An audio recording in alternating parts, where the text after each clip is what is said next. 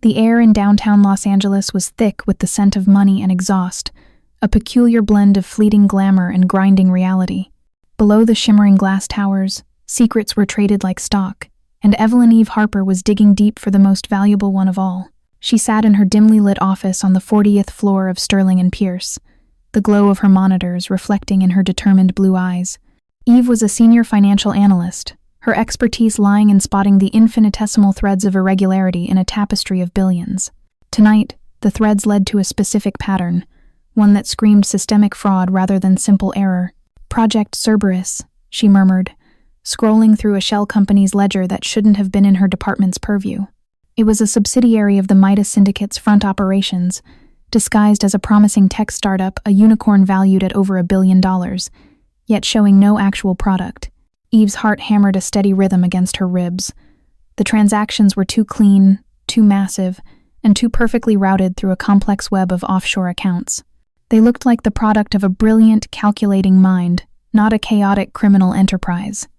She had a cold, sinking feeling that this was far larger than her wildest theories. Her father, a police officer whose tragic, unsolved death she still grieved, had often warned her about the unseen monsters lurking beneath the city's veneer. Now, she felt she was staring directly into the eyes of one. Suddenly, the screen blinked. A complex encryption sequence that should have been impenetrable dissolved before her eyes. Before she could react, a single, anonymous text message appeared on her private, secured work phone. "Stop digging, little auditor. The dirt you seek is deadly."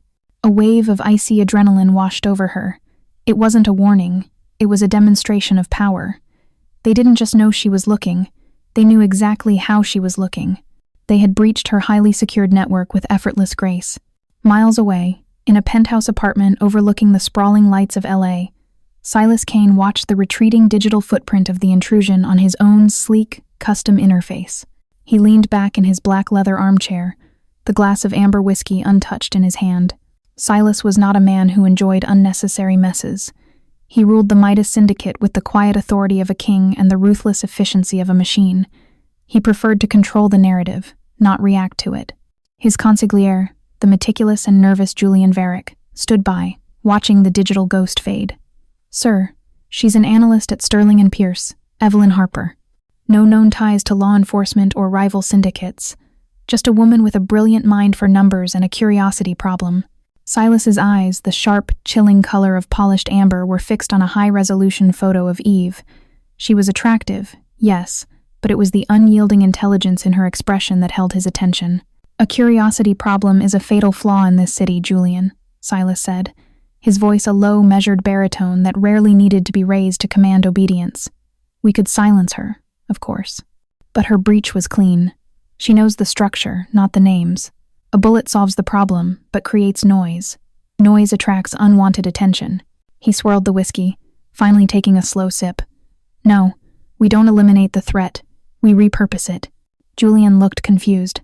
"Sir?" Silas smiled, a rare, cold curl of the lip that signaled extreme danger. "This little auditor is smart enough to find the cracks. She might be smart enough to patch them for us, too. Or, at the very least, she'll be a useful distraction." He reached for a secure line. "Set up a meeting, Julian. Use a legitimate channel. I want a one-on-one with Miss Harper. Give me an angle she cannot refuse. Something about an acquisition opportunity that requires her specific, unique expertise." Back at Sterling and Pierce, Eve deleted all her files, shut down her system, and gathered her coat. The threat was real. The adrenaline hadn't faded, but the fear was now overlaid with a burning, professional fury. They thought they could scare her off. They thought they could stop her. They were wrong. She would move her investigation offline, into the analog world. As she stepped out of the building and into the oppressive darkness of the LA night, she received a final, unsettling message on her personal cell phone, this time from an unknown number. "Meet me. Tomorrow night, I have an offer that will silence your questions, or give you all the answers you seek." The sender's name on the contact display was simply K. Eve Harper, the careful analyst, knew she should call the police. But Evelyn Harper, the daughter seeking justice, knew she had to take the bait. She was about to step out of the light and into the shadow of the Angel City's king. The next evening, the city of Los Angeles seemed to hold its breath. Eve stood before the mirrored entrance of the Obsidian, a private, high-end club rumored to be the true heart of Angel City's power elite. This wasn't the kind of place where mere celebrities gathered. This was where deals were cut and destinies were sealed. Eve was dressed carefully, not in a way to impress, but to convey professionalism and sharp neutrality. Her tailored dark suit was a shield, and her posture was rigid, betraying the tight knot of anxiety and professional curiosity twisting in her stomach. She held the single key to her father's old locker, a simple, weathered object for luck. A man in an impeccably fitted tuxedo, his eyes watchful and devoid of warmth, greeted her by name. "Miss Harper, Mr. Kaine is expecting you."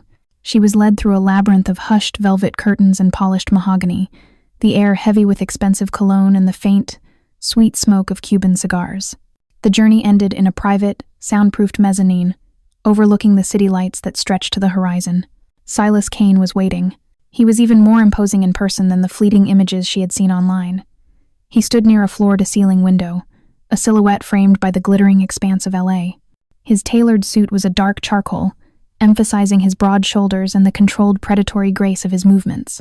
He turned, and his amber eyes locked onto hers, instantly demanding and holding her entire focus. There was a terrifying stillness about him, an energy that suggested boundless power held tightly in check. "Miss Harper," his voice was deep, smooth, and entirely compelling, like velvet wrapped around a steel rod. "Thank you for accepting my rather unconventional invitation." Eve stepped forward, her hand outstretched for a professional handshake, a necessary formality to maintain her equilibrium. "Mr. Kaine, my curiosity outweighed my sense of self-preservation, I suppose. It's not every day an encrypted message from a hacker leads to a penthouse suite." Silas didn't shake her hand immediately. He simply looked at it for a moment, an assessment in his gaze, before taking it in a firm, brief grip that sent a confusing jolt up her arm. "Self-preservation is overrated when compared to the pursuit of truth, Miss Harper. Please, sit." He gestured to a pair of sumptuous leather armchairs. An untouched bottle of rare Bordeaux stood chilling nearby, next to a small tablet displaying complex financial charts, a clever piece of staging. "You are investigating my company, Project Cerberus," Silas stated directly, bypassing any pleasantries. His tone was not accusatory, merely factual. A risky endeavor for a bank analyst. Eve met his gaze, refusing to flinch. "I am investigating a pattern of suspicious capital routing that leads directly to Cerberus. My job is to mitigate risk, Mr. Kaine. And your company is, statistically speaking, an enormous risk to our banking clients."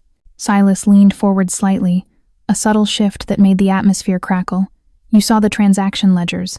You know they are flawless. You know the scale. You know that if I wished for your silence, you would be silent already." He paused, letting the dark implication hang heavy in the air. "Yet, here you are, discussing my flaws with me face to face. I am here because you sent a threat to my secured network, then followed it with an offer of a meeting. That's not how legitimate investors operate, Mr. Kaine. That's how people who need to control the narrative operate." Eve countered, her voice steady despite the internal alarm blaring. He gave a slow, deliberate nod of appreciation. "Precisely. Let me be frank, Miss Harper.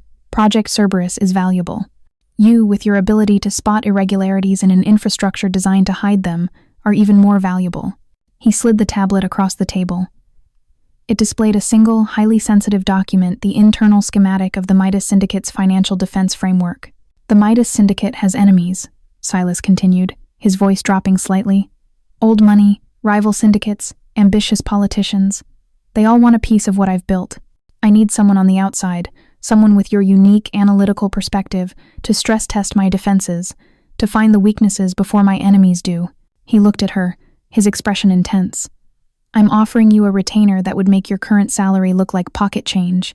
Unlimited resources to probe my organization's weakest points, with complete immunity and secrecy. You become my Ghost Auditor." Eve stared at the screen, her mind racing. This was insane. This was a deal with the devil, but it was also a golden key to the entire operation. It was a chance to get the names, the evidence, and perhaps even a connection to her father's killer. "And what happens if I find the evidence that confirms the criminal nature of Cerberus, Mr. Kaine?" she asked, her voice barely a whisper. Silas met her gaze, a dangerous promise in his eyes. "If you find it, Miss Harper, you will bring it to me, and only to me, because the criminal nature of my business is what protects us all.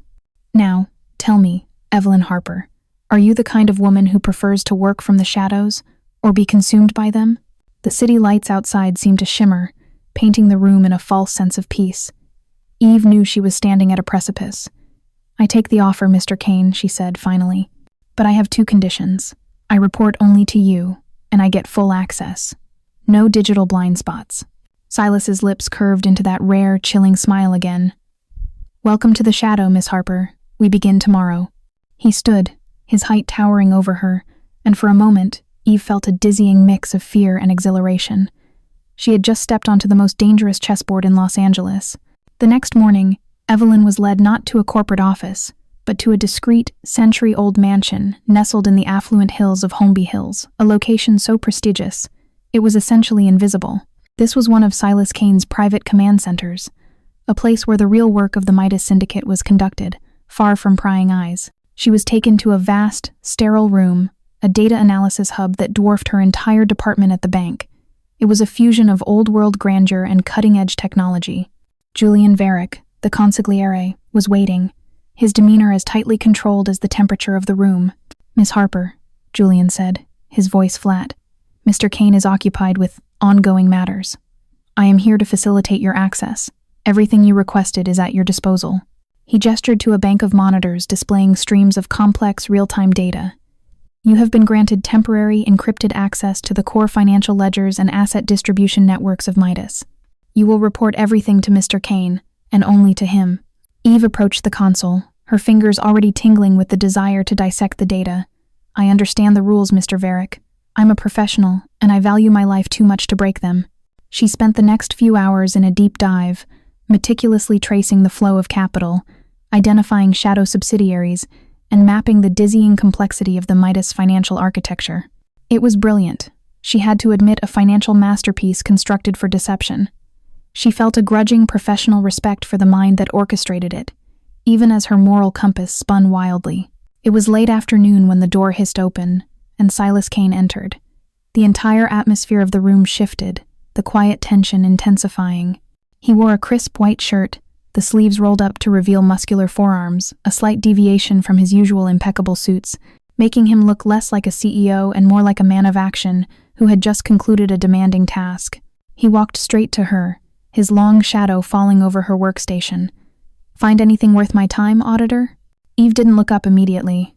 She was analyzing a sudden, massive transfer of funds, a liquidity injection into a real estate holding in Dubai that seemed suspiciously urgent. "The structure is sound, Mr. Kaine. A fortress. But I found a redundancy bypass," she finally said, tapping a section of the screen. A transfer of $200 million was routed through an intermediary firm in the Cayman Islands. "It's an unusual path for a routine capital shift. It's slow, and it exposes the transaction for an extra 48 hours. Why risk it?" Silas leaned over her shoulder, his proximity unsettling. She could smell the faint, clean scent of expensive soap and something else, something primal and masculine that made the tiny hairs on her neck stand up. "It's not slow, Miss Harper, if the target is to mask the origin and the final destination from arrival. The transaction itself is bait." His voice was low, for her ears alone. "Bait?" she questioned, turning her head slightly, their faces now inches apart. She could see the faint lines around his intense amber eyes, the subtle sign of perpetual watchfulness. "Yes, we are currently engaged in a subtle territorial dispute with a competitor.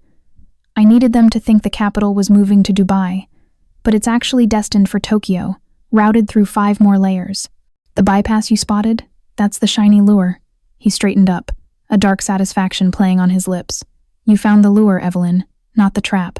Eve felt a rush of intellectual excitement, quickly followed by a chilling recognition of his genius.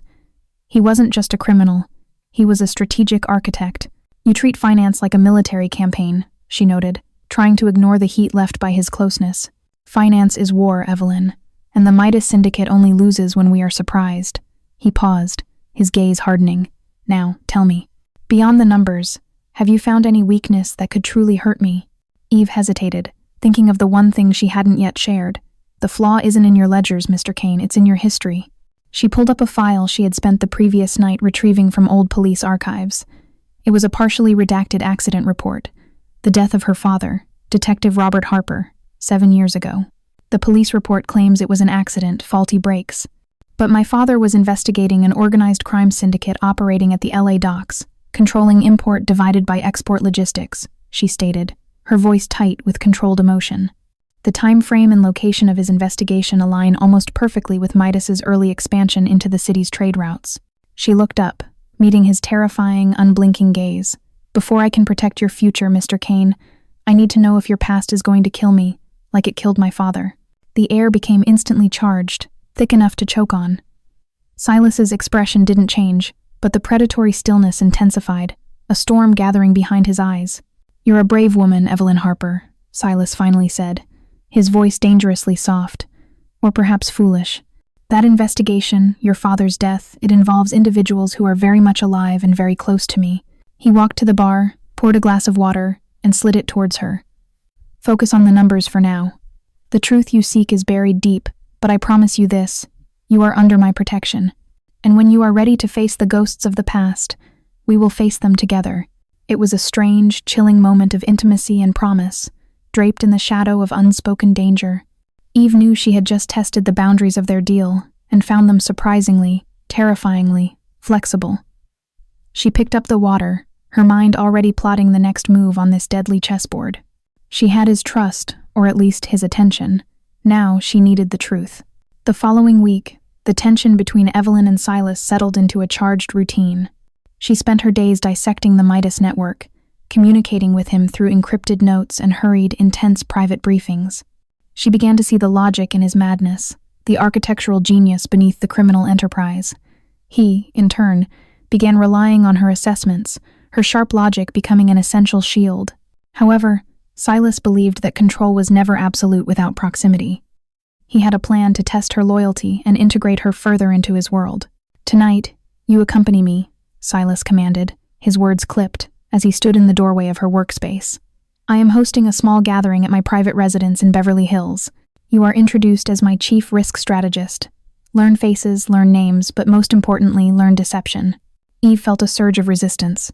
I'm a financial analyst, Mr. Kaine, not arm candy, and I'm certainly not adept at socializing with criminals. Silas walked closer, his presence immediately dominating the small space around her. You are neither.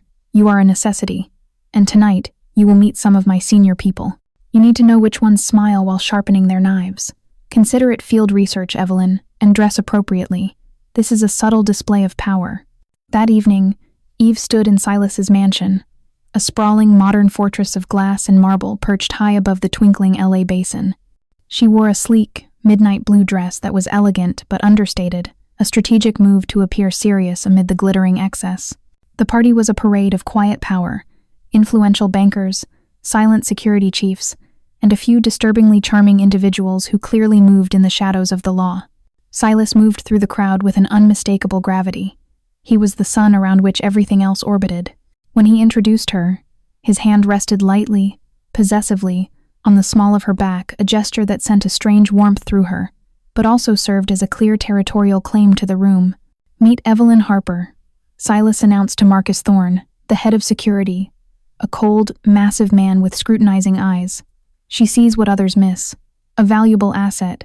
Thorne offered a curt nod, his eyes lingering on her a moment too long. Numbers don't always translate to reality, Mr. Kaine. Sometimes, a liability is simply a liability. Then she will prove herself, Silas said smoothly, his grip on Eve's back tightening almost imperceptibly, a silent warning to both her and Thorne.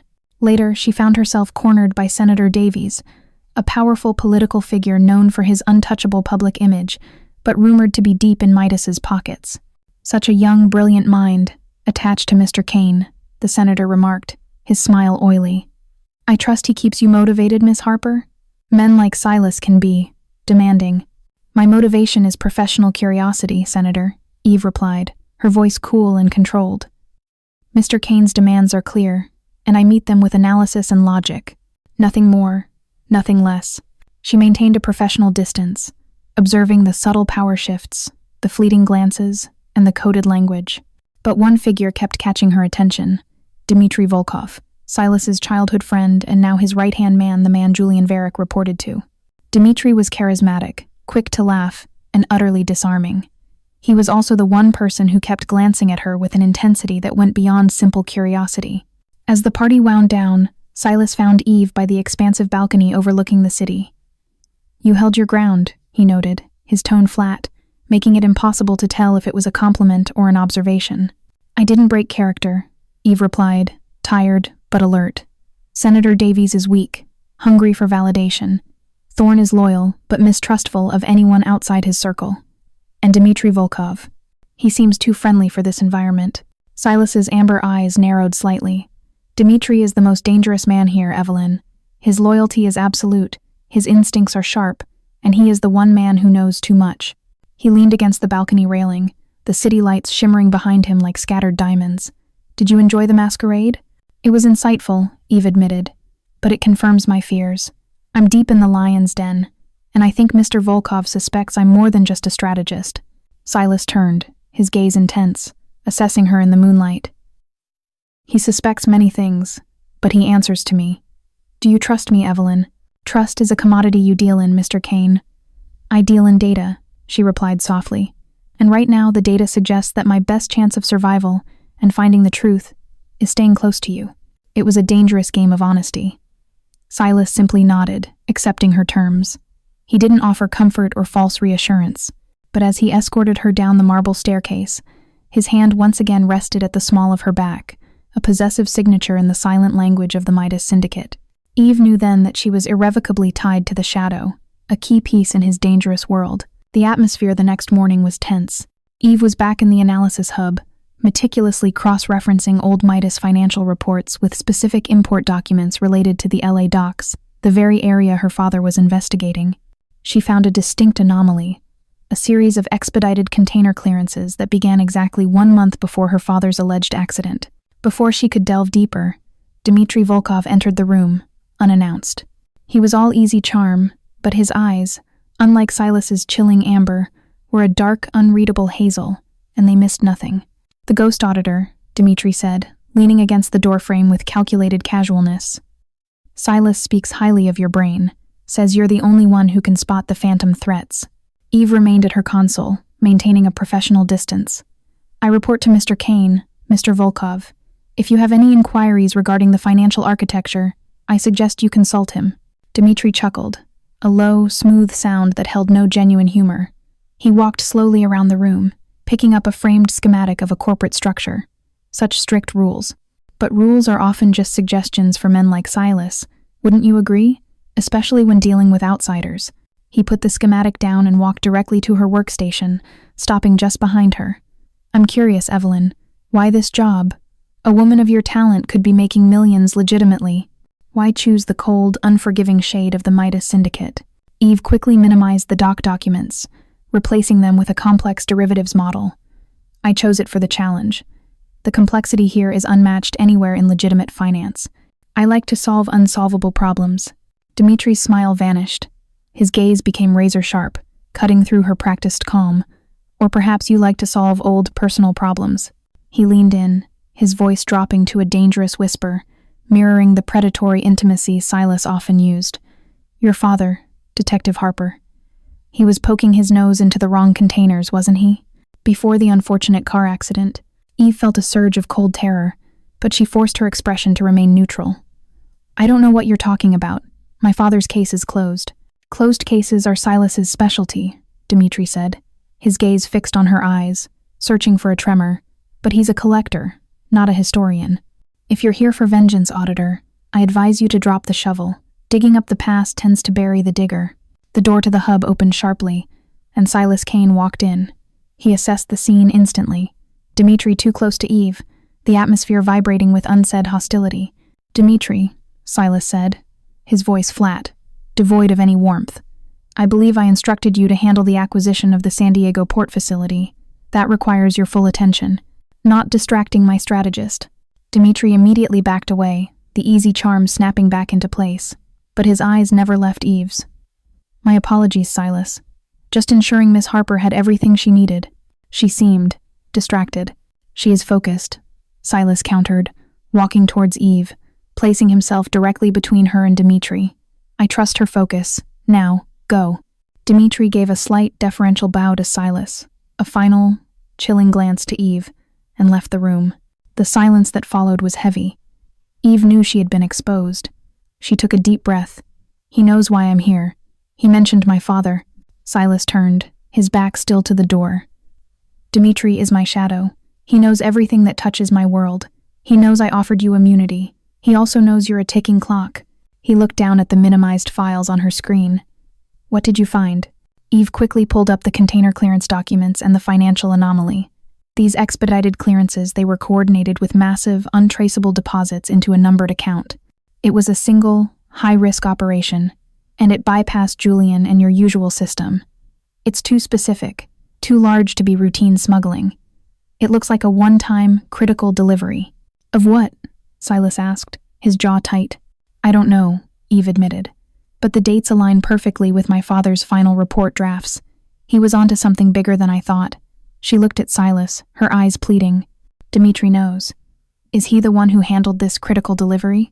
Silas closed his eyes for a brief, tense moment. The silence was the loudest admission. The delivery was a transfer of a competitor's key assets, a move that secured Midas's dominance in LA. It was a hostile takeover, Evelyn. And yes, he opened his eyes, the amber gaze like fire. Dimitri was my agent on the ground. He orchestrated the logistics. And my father? Silas stepped closer, his hand reaching out to the desk, his knuckles white. "Your father was in the wrong place at the wrong time, Evelyn. He was collateral damage in a far larger war. And yes, Dimitri was there that night." The confession hung in the air, a betrayal of trust, yet also a terrible, undeniable piece of the truth she sought. Eve stood there, trembling, facing the chilling reality. She was working for the man who protected her father's killer, but she also had the killer's protector, and perhaps the killer himself, within reach. The game had just escalated into a deadly personal vendetta. The revelation that Dmitry Volkov was directly involved in the events surrounding her father's death acted like a catalyst, crystallizing Eve's objectives. Her professional curiosity was now fully merged with a burning, cold desire for justice. She still had to play the role of the chief risk strategist, but every line of code, every transaction she scrutinized, was now a step closer to taking down Dmitry and perhaps proving Silas's complicity. Eve retreated into the safety of her logic, spending hours analyzing the peripheral players connected to the massive critical delivery that Midas had executed 7 years prior. The operation had been a masterpiece of misdirection, designed not just to move assets, but to eliminate competition and silence witnesses. Silas, sensing the tectonic shift in her resolve, kept a meticulous distance, only interacting with her during highly formalized, brief operational briefings. Yet, there was a continuous, watchful presence about him, a silent acknowledgement of the volatile secret that now lay between them. One late evening, Julian Varick, looking even more strained than usual, came into her hub with a small, antique wooden box. "Mr. Kaine instructed me to give you this, Miss Harper," Julian said, his eyes darting nervously. "He said you needed the analog documentation to connect the final dots." Eve opened the box. Inside lay a collection of meticulously filed, handwritten records from 7 years ago, old-fashioned logbooks detailing the movement of specific container ships and cargo manifests during that critical period. These were the paper trail Midas had never digitized, deeming them too risky for even their own highly secured servers. These are original Midas records," Eve breathed, her fingers tracing the faded ink. "Why would he give me these? They could link him and Dmitry directly to multiple felonies." "Mr. Kaine doesn't share for sentiment, Miss Harper," Julian whispered, glancing towards the door. "He shares for strategy. He wants you to see the full picture, the scale of the threat. Or perhaps," Julian paused, lowering his voice further, "he is testing how far you are willing to sink into his world." Eve dismissed Julian and plunged into the paper trail. The records were a goldmine. She cross-referenced the ship names and manifest numbers with the vague coordinates her father had written in his final notebook entries. Suddenly, a name jumped out at her: the Seraphim. It was a decommissioned cargo vessel, listed in the Midas documents as having transported the critical delivery. Her father's notebook contained a single cryptic phrase written just days before his death: "Seraphim holds the evidence." Not just the transfer, the agreement. The manifest for the Seraphim showed a shipment of high-grade construction materials, but the accompanying logbook, scribbled with a code she recognized as a highly specialized, old-school police cipher her father sometimes used, revealed a different truth. The cargo wasn't construction materials. It was a vast cache of incriminating financial documents and digital storage devices, seized by Midas from their rivals and meant to be destroyed. And then, another, more shocking detail: a name, scrawled on the margin of the logbook next to the destruction order, clearly identifiable as Silas Kaine's signature, confirming the order. But below the signature, in smaller, barely legible writing, was an instruction to retain one copy, SV, referring to Silas Varick. Wait. Julian Varick's father? Julian's name was just Julian Varick. But if Julian was the second generation, Eve stopped, her mind reeling. The records revealed that the true enemy was not just Dimitri, but possibly Silas's own family lineage or his closest associates, extending back through time. Dimitri was the muscle, but perhaps Julian, or his predecessor, was the true keeper of the Syndicate's most damning secrets, including the order to clean up any loose ends, like her father. Just then, Silas entered the hub. He stood watching her, his figure filling the doorway, an unspoken question in his posture. "You've been quiet," he stated. Eve slowly looked up, holding the fragile logbook page. "I found the Seraphim. The manifest shows the true cargo, the evidence Midas acquired and intended to destroy 7 years ago." She held the page toward him. "And I found a signature. Mr. Kaine. Yours. Ordering the destruction. But below it, a note. Retain one copy. SV. Who is SV? Is it Julian's father? Or someone else entirely?" Silas walked into the room, his movements slow and deliberate, and finally took the logbook page from her. He looked at the inscription, a shadow passing over his cold eyes. "SV is Silas Varick, Julian's late uncle," Silas confirmed, his voice grave. "He was my father's most trusted advisor, the original consigliere. He died shortly after that operation, leaving his records and his secrets to Julian." He looked at Eve, the amber in his eyes troubled. "The logbook is the proof you need, Evelyn. It shows the scope, the orders, the names. You wanted the truth. Here it is." "No, Mr. Kaine," Eve countered, her voice now steel. "This is only the first layer. This logbook confirms Dimitri was the agent and that your predecessor signed the destruction order. But the note, retain one copy, suggests a power struggle, a secret insurance policy against Midas itself. And that policy, those copies, are now likely in the possession of Julian or another Varick. I need to know what was in that final copy. It might be the key to who actually ordered my father's death." Silas didn't answer right away. He looked at the vast, digitized financial empire on the screens, and then back at the single, incriminating sheet of paper in his hands. "You are right," he finally conceded, crushing the paper slowly in his fist. "The flaw isn't in my current system. It's the ghosts of my father's regime that still haunt this place. And if Varick holds a copy of that evidence, it means I have a viper in my own nest, waiting for the perfect time to strike." He looked at her, his expression a complicated mix of fear, respect, and growing dependence. "You came here seeking the truth of your past, Evelyn. You have stumbled upon the seed of my destruction." "Then we work together," Eve declared, the thrill of the hunt now overpowering her fear. "I can find the remaining evidence, Mr. Kaine, but first we need to neutralize Dimitri. He's the one who knows you're helping me." Silas nodded once, a gesture of dark agreement. "Dimitri is my shield, but he is also a necessary liability. We will use him, Evelyn. We will use him to draw out the Varick who holds the final secret." The truth was now a lethal weapon, and Evelyn Harper, the Ghost Auditor, was ready to aim it. The next day, the air felt charged with impending confrontation. Silas, acting on Eve's insight, had to move swiftly to test the loyalty of those closest to him, all while maintaining the facade of absolute control. He decided to use a high-risk operation involving the very docks that had been the center of his past crimes and Eve's tragedy. "I need Dimitri to believe I still trust his judgment implicitly," Silas explained to Eve in the secrecy of the hub. "We are moving a shipment of illegal technology through the port of LA tonight. I will personally oversee the transfer. Your role, Evelyn, is to leak a small, controlled piece of information to Julian, a detail that suggests the operation is vulnerable, but only to a deep insider. You want to set a trap," Eve realized, her heart pounding. "You want to see if Julian warns Dimitri, proving their alliance, or if he alerts an outside force to betray Midas entirely." "Precisely.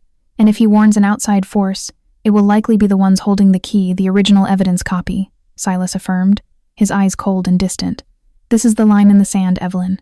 If Julian betrays me, you and I will have to move immediately to secure the asset." Eve meticulously crafted the leak, a subtle miscalculation in the expected arrival time of a container, accessible only through a high-level logistics portal. She then observed Julian Varick.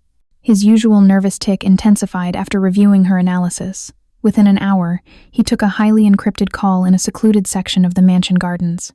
Eve watched, her pulse racing as he spoke in hushed, urgent tones. That night, under the cover of a dense marine layer that rolled in from the Pacific, Silas and Eve drove in a discreet black SUV towards the bustling chaos of the LA harbor. Silas was driving, his focus absolute, his powerful profile illuminated only by the dashlights. Eve sat beside him, the silence between them heavy with unspoken danger.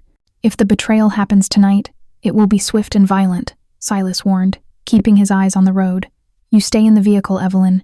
You are my eyes and ears. Do not interfere." "I understand," she replied, gripping the edge of her seat. "But I need to know one thing, Silas. If the betrayal comes from Julian, what will you do with Dimitri? You can't let him walk away." Silas didn't look at her. "Dimitri is loyal to me, Evelyn. That is his curse and his only redeeming feature. But if he chooses the wrong side tonight, he will face the consequences." They arrived at the warehouse district. The air was thick with the smell of salt and diesel. The designated container was slowly being offloaded. Dimitri was on the ground, directing the operation with the effortless authority of a man born to command. He was in his element, the cold night amplifying his air of contained menace. Suddenly, a series of unauthorized vehicles, black SUVs and unmarked vans, screeched around the corner, blocking the exit routes. They were too organized to be police, too aggressive to be rivals. Silas swore under his breath. "They're moving too fast. That's not a warning shot, that's an assault team." He grabbed a secured radio. "Dimitri, we have company. Unauthorized engagement. Abort transfer." Dimitri, despite the shock, reacted instantly, his team scattering and taking cover. The opposing force was highly trained and coordinated. But the most chilling moment came when Julian Varick emerged from one of the opposition's SUVs, dressed in tactical gear, carrying a secured tablet, the very picture of a prepared insider. He was not acting as a go-between. He was leading the assault. "Julian has fully defected," Eve whispered, shock momentarily overriding her fear. "He led them straight into your blind spot." But as the opposing team began to advance, a small team led by Dimitri suddenly separated themselves from the main firefight. They didn't engage the enemy. They moved strategically, securing the offloaded container and preparing to move it away from the chaos. Eve watched the tactical split, her eyes widening. "Wait, Dimitri isn't fighting Julian's team. He's securing the asset and leaving you to deal with the ambush. He's not betraying you to Julian, he's taking advantage of the chaos to seize the shipment for himself." Silas's face was a mask of furious concentration, the ultimate betrayal. He waited for the chaos to make his move. He looked at Eve, his eyes gleaming with a terrifying cold brilliance. "Dimitri has the cargo, Julian has the assault team, and I am left exposed. They were working together, Evelyn, not against each other. They used me as bait." Silas threw open his door. "This is no longer a strategic withdrawal. This is a chase." He didn't need to tell Eve to stay. Her need to see this through, to understand Dimitri's final act of defiance, was paramount. As Silas melted into the shadows of the containers, moving with the deadly speed of a seasoned combatant, Eve grabbed the radio, her voice surprisingly steady. "Silas, Julian's team has split their forces. They are chasing Dimitri, not you. He has the cargo. Dimitri is the key now." Silas's low voice crackled over the secure line. "I know. Dimitri is leading them to their grave, Evelyn. And perhaps to mine." The harbor descended into a desperate chase among the towering metal containers, the sounds of distant gunfire echoing the breaking trust between a king and his closest knights. Eve sat in the tense silence of the SUV, the Ghost Auditor, realizing she was now the only one who could predict the final destination of this deadly game. The chaos at the harbor was a calculated disaster. The moment Dimitri began moving the container, the conflict shifted from a static ambush to a high-stakes pursuit. Silas, utilizing his intimate knowledge of the port's hidden routes, managed to lose Julian's team and intercept Dimitri's smaller convoy just outside the main dockyards. Eve, left alone in the secure SUV, felt the raw, cold fear give way to an absolute focus. She immediately pulled up the city's traffic grid and port surveillance feeds via the encrypted system in the vehicle, tracking the only two vehicles that mattered: Silas's black SUV and Dimitri's heavy cargo truck. She radioed Silas. "Dimitri is heading north on the 110, Silas. He's moving toward the Angelus Forest, an old staging area. It's too remote for immediate rescue, perfect for a secret exchange." "Exchange?" Silas's voice was ragged over the comms, punctuated by the roar of his engine. "He didn't betray you to Julian, Silas. He betrayed you to take over. He's meeting someone to leverage the cargo," Eve analyzed quickly, her fingers flying across the keyboard. Julian's team is still trailing, waiting for the cargo to stop moving. Dimitri is trying to create a two-way distraction. Silas didn't reply, but his path immediately deviated, confirming he was heading for the rendezvous point. Eve realized she couldn't stay passive. She exited the SUV, securing the comms device, and hailed a discreet cab, feeding the driver a hefty sum to follow the tracked route, keeping a safe distance. She needed to see the exchange. She needed the names. When she arrived at the remote deserted staging area, the scene was already set for confrontation. Dimitri's truck was idling near a cluster of abandoned storage sheds. Silas's vehicle was parked strategically, blocking the only paved exit. Dimitri, a massive shadow against the headlights, stood waiting. "You should have let me go, Silas," Dimitri said, his voice surprisingly calm. "We could have split the prize, left this syndicate to the past." "There is no we when you steal from the family, Dimitri," Silas retorted, stepping out of the shadows, a controlled tension radiating from him. "Tell me who you're meeting, and this ends quietly." "I'm meeting the person who controls the real power in this city," Dimitri sneered. "The one you've been fighting blind, the one who actually orchestrated the attack tonight." At that moment, 2 other high-end black cars arrived, not from the direction of Julian's pursuit, but from the dense, dark network of forest roads. The leader who emerged was an elegant, middle-aged woman with silver hair and eyes as cold as chipped ice, Valerie Kaine, Silas's own aunt, and a rarely seen, highly influential board member of the syndicate. Eve gasped from her hidden vantage point. This was a family coup. Valerie looked at Silas with a disdainful frown. "The boy thinks he can play chess while the adults are managing the war. Dimitri, you did well. The cargo is secured." She turned to Silas. "Silas, you have proven too volatile too. Sentimental. You've brought an outsider and a liability." She gestured toward Eve's hidden location, an unnerving display of preemptive knowledge. "The auditor is a threat, and your loyalty is divided." Silas didn't turn around. "You want Midas, Aunt Valerie? You should have just asked. But stealing assets and trying to frame Julian Varick, that's amateur." "Julian is a pawn," Valerie laughed, a sound that held no mirth. "His family holds the original documents, the proof of the old syndicate's crimes, the very thing your little auditor is searching for." She looked at Dimitri. "Dimitri, tell him the partial truth." Dimitri stepped forward, his eyes fixed on Silas. "Silas, 7 years ago, when your father consolidated power, he needed absolute control. Your father ordered the critical delivery to eliminate a competitor. But that night, your father's men, including me, also had to silence the witnesses. Evelyn's father, the detective, was not collateral damage. He was executed." The word hung heavy in the damp air. Silas visibly reeled, his controlled exterior cracking for the first time. "And the order to execute?" Valerie interjected smoothly. "It came directly from your father's consigliere, the one who signed the logbook. Silas Varick. Dimitri carried out the logistics." She smiled triumphantly. "So you see, Silas, you are working with the daughter of the man your family murdered. The auditor is not your shield. She is your inevitable downfall." Silas recovered with a terrifying speed. He didn't acknowledge the horrific truth of the execution. He looked straight at Valerie. "Dimitri just admitted to carrying out murder for a Varick. Does that make you comfortable, Aunt? Trusting a snake who just confessed to a capital crime?" Valerie hesitated, a flicker of doubt crossing her face. "You, Aunt Valerie, are trying to seize Midas using the Varick family's dirt," Silas continued, his voice now dangerously persuasive. "Dimitri is your tool, but he is a loose end. You should have cut him loose after the exchange." He looked at Dimitri, his former right hand.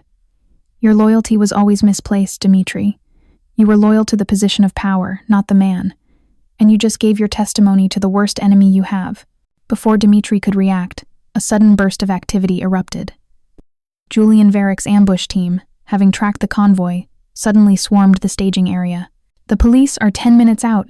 It's over," Julian screamed, holding up the secured tablet, which now showed police frequencies. Valerie immediately ordered her men to secure Dimitri and the cargo.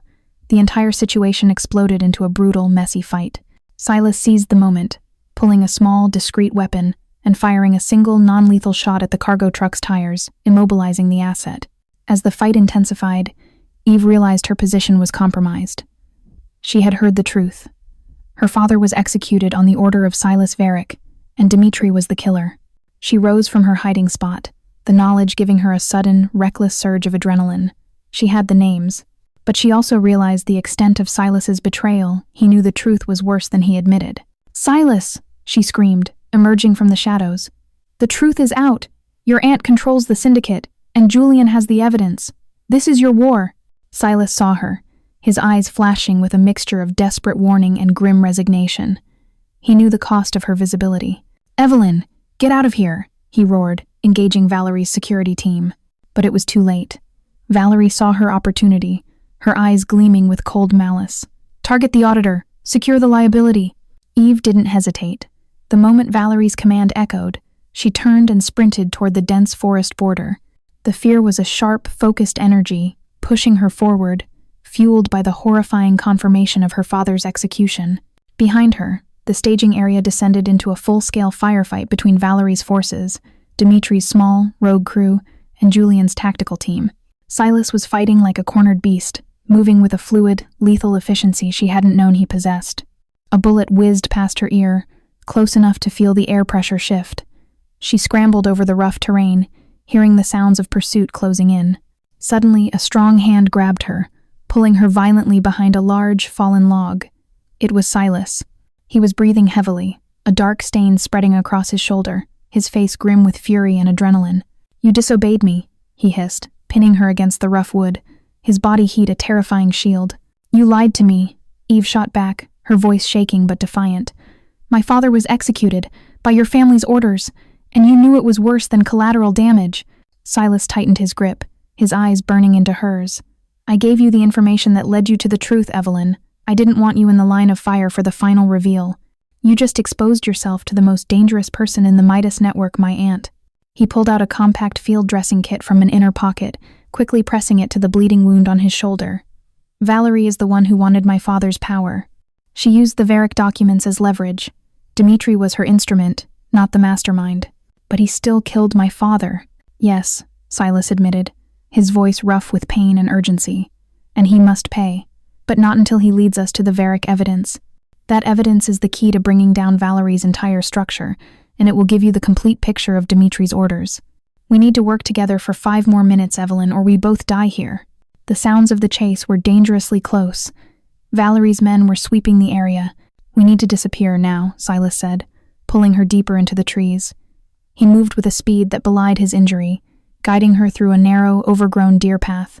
They moved in strained silence for several minutes until they reached a service road where a second, unmarked vehicle was waiting, a strategic escape route Silas had prepared. As they drove away, the police sirens grew louder in the distance, heading towards the harbor. The immediate danger was past, but the air inside the car was thick with fresh, painful betrayal. "Julian Varick's alert wasn't to the police, was it?" Eve asked, her voice flat, staring straight ahead. "It was a diversion. He was working with your aunt, but he also had his own agenda to seize the asset and call the police to contain the damage. Julian is smarter than I gave him credit for," Silas admitted, his jaw tight. "He is protecting the Varick legacy. The original evidence must be his insurance. He wants Valerie to take the fall, so he can inherit the syndicate from the clean side." Eve finally turned to him, her eyes shining with unshed tears and burning indignation. "You brought me into this world, Silas. You gave me access, but you deliberately withheld the worst truth that my father was executed. You wanted me to trust a murderer who worked for your family." Silas pulled the car over onto a remote, dark overlook high in the hills. He turned off the engine and faced her, his expression one of heavy, agonizing sincerity. "I didn't lie about your father being killed, Evelyn. I lied about the intent of his death," he confessed, the admission raw and difficult, "because I knew that if I told you the execution was ordered by the man who built this syndicate, you would leave. I needed you to find the flaw, the crack, the Varick connection. I knew that Julian and Valerie were positioning themselves. You were my only leverage, my only eyes into the ghost of my father's crimes." He reached out, his hand hovering near her cheek, but he didn't touch her. "I have never trusted anyone in my life, Evelyn. I trusted your logic, your sight. I trusted you with my own organization's destruction. But my family is the threat, and Dimitri is the evidence. I protect you, and you help me burn down the rot. That was the deal." "And what about justice for my father?" she demanded, her voice rising. "Justice will come when we get the Varick documents. Those documents will not only condemn Dimitri and Silas Varick's legacy, but they will also destroy Valerie's power base," Silas promised, his voice low and intense. I will give you Dimitri, Evelyn. But first, you must help me get that final piece of evidence. That is my word, my personal debt to you." The silence stretched between them, thick with danger, pain, and the strange, desperate gravity of their connection. Eve looked at the powerful, wounded man next to her. She still felt the sting of his lie, but she also recognized the vulnerability in his confession. He was offering her the chance to not just solve the murder, but to dismantle the entire network that orchestrated it.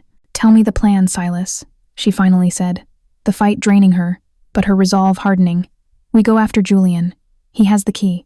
The next 48 hours were a blur of intense, covert planning. Silas and Eve were in hiding, utilizing a network of forgotten, highly secure Midas safe houses. The chaos at the harbor had achieved Silas's secondary goal. It had exposed the fault lines in the syndicate and pushed Valerie and Julian into the open, confirming the existence of the incriminating Varric evidence. Their immediate enemy was Julian Varric. He had the only leverage that mattered: the complete set of documents, the final insurance policy against the entire Kaine family legacy. "Julian is a creature of habit and procedure," Eve explained, scrolling through aerial maps and old property records on a secured tablet. "He won't keep the Varric documents in a bank vault or a commercial safe. He'll keep them somewhere that feels controlled and emotionally significant." Silas was patching up his shoulder wound with cold, focused efficiency. "He grew up in the shadow of my father and the first Silas Varric. He sees himself as the true heir to the Syndicate's administrative power. Where would a man like that hide his crown jewels?" Eve pointed to a precise location on the map, a small private chapel on the grounds of the Kaine family's original mausoleum in North LA. The chapel was used only for annual ceremonies and was rarely visited. Julian's uncle, Silas Varric, was interred there. And more importantly, the chapel was built in the 1922, a time when mob families often integrated secret, highly reinforced bunkers into their burial sites. "It's both a high-security vault and a monument to his family's legacy," Eve theorized. "It's a perfect hiding spot." Silas looked at the location, his expression hardening. A cemetery. Poetic. He's hiding the secrets of the dead among the dead. Their plan was simple, direct, and high risk. Infiltrate the mausoleum, secure the documents, and use the evidence to force Valerie and Dimitri into submission. However, Julian was anticipating a move. He wasn't the master strategist Silas was, but he was cautious. "He won't use his own men," Eve noted. "He'll hire an outside, unaffiliated protection detail mercenaries who only answer to the money. Then we won't go in with force," Silas decided, putting on a heavy, custom-made leather jacket that concealed his bandaged shoulder and several tools. "We go in with stealth and precision. This is a silent operation." As they prepared, the unresolved tension between them remained thick. "Silas," Eve started, struggling to articulate the pain. "Why does this matter to you? The Syndicate will survive the Varric documents. You don't need to destroy your own family history for me." Silas turned, his amber eyes intensely focused on her. "This Syndicate was built on my father's ruthlessness, but also on a warped sense of order. The Varric execution of your father that was chaos and personal malice, not strategy. It was a breach of the unspoken code. I won't rule an organization tainted by that level of dishonor." He walked closer, his gaze sweeping over her face. "And there's the other reason, Evelyn. I put you in danger. I saw what this organization did to your family. I won't stop until I've given you the closure you deserve. It's a debt, yes, but it's also something else." He paused, the unspoken words "it's about you" hanging heavy in the air. He didn't say it, but the vulnerability in his expression spoke volumes. "We go in at midnight," he finished, abruptly shifting back to the mission. "You have the blueprints for the bunker's air system. You are my eyes on the sensors. I handle the vault." That night, under a cold, starless LA sky, they arrived at the desolate cemetery. The air was heavy, the silence oppressive. Silas moved like a ghost through the stone monuments, Eve right behind him, her heart thumping a frantic rhythm. She was dressed in dark tactical gear, the adrenaline keeping her fear at bay. She found the access panel near a ventilation shaft, precisely where Julian's security would be weakest. She quickly bypassed the ancient electrical lock and gained access to the environmental control panel. "Security is tight, Silas," she whispered into her earpiece. 3 motion sensors in the main hall. They're programmed to a single, outside frequency, probably Julian's private phone. If he gets an alert, he'll know we're inside." Silas was already inside the chapel. "I see the vault door. Old steel electronic lock. I need 10 minutes to bypass the system." "You don't have 10 minutes," Eve countered, monitoring the sensor feed. I've detected a patrol sweep. 2 men approaching the main entrance in T-5 minutes. Then I need a distraction, Silas murmured. Or a temporary blind spot. Eve took a deep breath. She had planned for this. I can flood the main hall with a controlled, dense dose of halon gas through the ventilation system. It'll trigger the internal fire alarm, forcing the patrol to investigate, but it will also temporarily blind the laser sensors. It buys you 2 minutes, maximum. Do it, Silas commanded, his voice firm. Eve initiated the command. The system hissed loudly, and the main alarm shrieked, echoing terrifyingly in the still night. 1 minute and 45 seconds, Silas. Move. Eve watched the security cameras on her screen. The patrol was running toward the chapel. Silas, cloaked in the gas and the chaos, worked feverishly on the vault door. Just as the timer hit 30 seconds, a new alert flashed on Eve's screen. The vault lock was compromised. I'm in, Silas whispered triumphantly. Found a metal case. It's heavy. Heading out. But as he moved to exit, the main hall camera flickered back to life, the halon gas dissipating. The patrol was inside. And standing in the shadows, waiting for them, was Julian Varick, his face pale and contorted with cold rage. You should never have trusted an auditor, Silas, Julian hissed. You both dug too deep.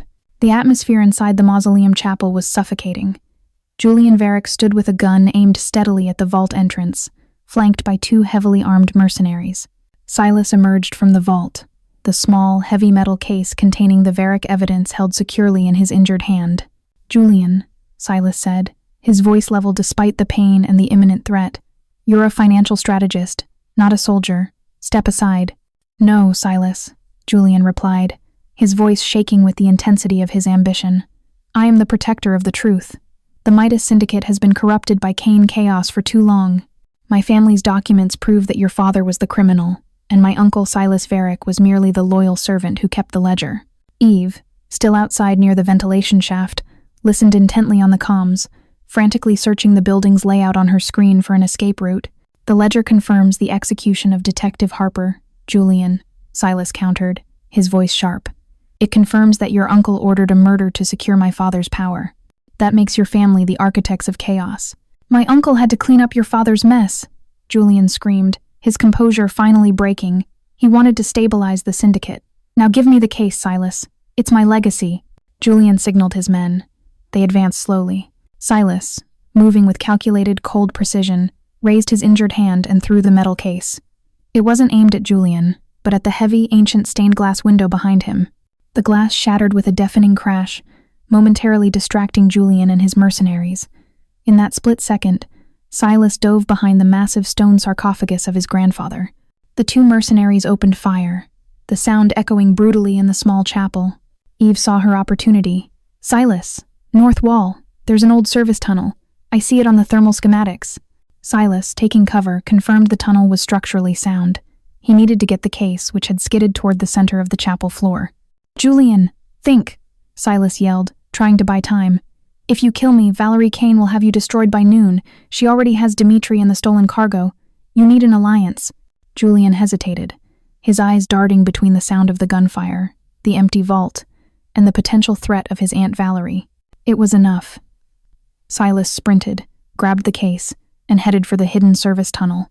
Julian, realizing the loss of his leverage, became desperate. He fired wildly at Silas, hitting the stone wall around the entrance of the tunnel, sending chips of marble flying. Silas made it into the tunnel entrance. He activated his comms one last time. Evelyn, get back to the car. The tunnel is narrow. I will meet you at the secondary location. Eve didn't wait. She ran back through the dense brush to the waiting car, heart pounding with the twin triumphs of getting the evidence and seeing Silas escape. She drove to the predetermined safe house, a small, unassuming cabin tucked away in the Angeles National Forest. When Silas finally arrived, he was pale, breathing hard, and leaning heavily on the doorframe, clutching the metal case.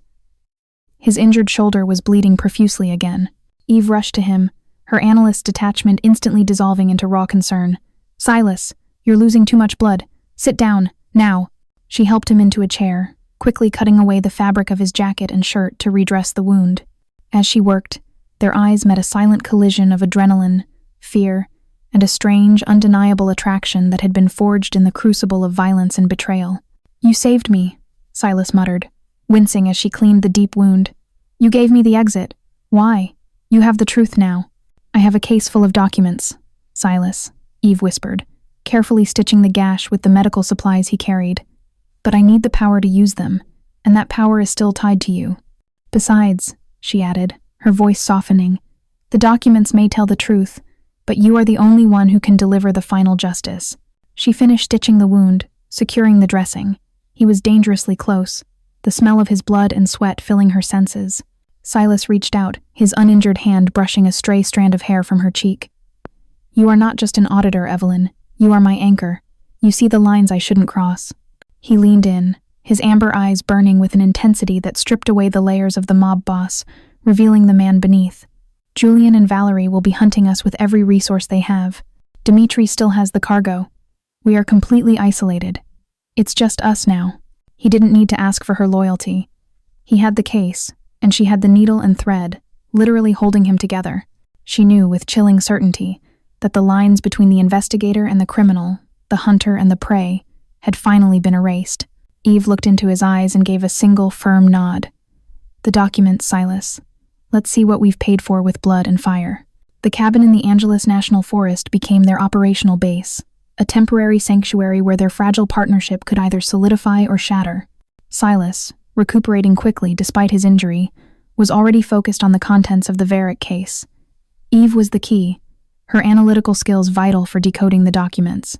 The case contained not just the financial ledger that confirmed the execution of Detective Harper, but also a series of highly sensitive loyalty contracts and a complete organizational chart of the Midas Syndicate, detailing years of financial manipulation and political corruption.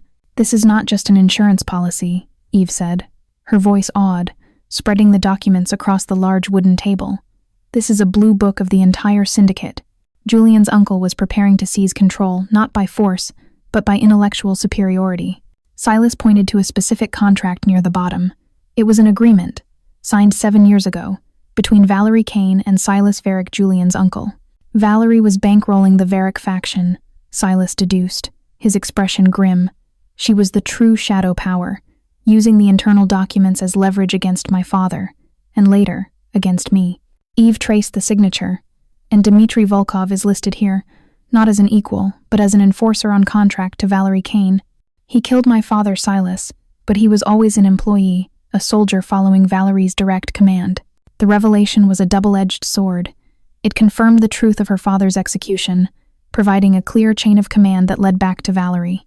But it also proved that Dmitry, the immediate killer, was merely a tool, and that Silas was battling his own family's corruption. Valerie thinks she has Dmitry and the cargo, Silas stated, pushing his hair back from his forehead. She is currently consolidating power, using the stolen cargo as a centerpiece to announce her new regime. The cargo, Eve realized. The technology shipment. It was the key to this whole thing. It's a highly advanced encrypted server cluster, isn't it? The kind that can bypass government firewalls. Silas nodded. It's a quantum computing prototype. Valerie needs it to secure Midas's financial dominance, guaranteeing absolute untraceability. It is the new Varick evidence for the next generation. We must get it back. We have to use this against her, Eve said, tapping the documents. The list of loyalists in this book. Some of these names are highly respected businessmen and politicians. If we selectively leak this to the right neutral parties, we can trigger a mass panic and force Valerie to surface. Silas looked at the documents, then back at Eve. I'm not built for leaks, Evelyn. I'm built for confrontation. But you are right. We need to create a controlled demolition. He walked to the window, staring out at the dark forest. Valerie will use the quantum server to secure her new financial transactions. We need to hit her at the point of her greatest strength. The announcement, Eve finished. Where will she do it? A grand stage to solidify her power. Silas pulled out a highly secured phone, making a single brief call. He hung up, his eyes meeting Eve's with cold certainty. Tonight, the Obsidian Club. She's announcing her leadership shift and showcasing the new server technology to the Syndicate's top brass. She's using my territory to crown herself queen. Eve felt a surge of adrenaline, a direct confrontation. Risky. Risk is relative, Evelyn, Silas said, walking back to the table, his movements imbued with renewed purpose. If she takes Midas, she destroys my integrity. If I destroy her, I save the Syndicate and give you the justice you need. He picked up the loyalty contract with Valerie's signature. Julian is still a threat, but he's terrified of Valerie. He won't intervene unless he sees a guaranteed win. We focus on Valerie. We use her own ambition against her. As they finalized the plan, their proximity and shared danger had a profound effect. Silas, stripped of his guards and his formal empire, showed a flicker of the principled man he could be. Eve, operating deep within the shadow, saw the lines of morality blurring, replaced by a fierce dedication to her own singular goal. "When this is over, Silas," Eve said, not looking up from the documents, "Dmitry Volkov belongs to me. You promised." Silas walked around the table, stopping right behind her. He placed both hands on the arms of her chair, effectively caging her in. The contact was intimate, protective, and commanding all at once. The execution order came from Valerie and Silas Varick. "Dmitry was the trigger," Silas whispered, his lips close to her ear. "I will ensure he is in your hands, Evelyn. But first, we go back into the fire. Tonight, the king takes back his city." The plan was audacious, relying entirely on surprise and psychological warfare. They couldn't walk into the Obsidian, Valerie's stronghold for the night, and fight their way to the quantum server. They had to crash the party from within the network. Eve and Silas returned to the city, moving covertly into a forgotten maintenance tunnel beneath the Obsidian Club. A route Silas knew intimately, a relic from his own early days consolidating power. Eve set up her mobile command center on a dusty service platform, connected directly to the club's unsecured network via an old fiber line. Silas, meanwhile, prepared to enter the club through the hidden service entrance, a silent, deadly figure in a custom-tailored suit that concealed his weapons and his injury.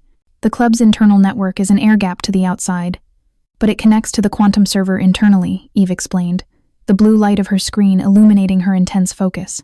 "Valerie is banking on that isolation. My first strike will be to bridge the gap, expose the server's data stream to the outside world, creating a vulnerability." "That's a digital panic button, Evelyn," Silas said, securing the last strap of his gear. "The moment that server connects to the outside, it will trigger alarms in every government agency watching Midas." "Exactly," Eve confirmed, looking up, her eyes bright with calculated risk. "It forces Valerie to shut down the announcement and focus on containing the leak. It buys you the critical minutes you need." "And the second strike?" Silas asked, his eyes sharp. "The second strike is personal," Eve stated, tapping a section of the Varick loyalty contracts. "I'm going to use the unsecured network to selectively project a single, specific document onto the large screens at the announcement. The Valerie Kaine divided by Silas Varick contract, proving her collusion with the Syndicate's administrative rot. It will plant the seed of betrayal among her new loyalists." Silas nodded, a grim satisfaction settling on his face. "The Auditor is a weapon after all. Good. Now, it's time to reclaim my territory." He left the tunnel, disappearing into the maze of service hallways. Eve watched the internal cameras of the Obsidian. The main floor was a shimmering display of power. Valerie Kaine stood on a raised platform, radiating cold confidence, with Dmitry Volkov and the massive quantum server the cargo behind her.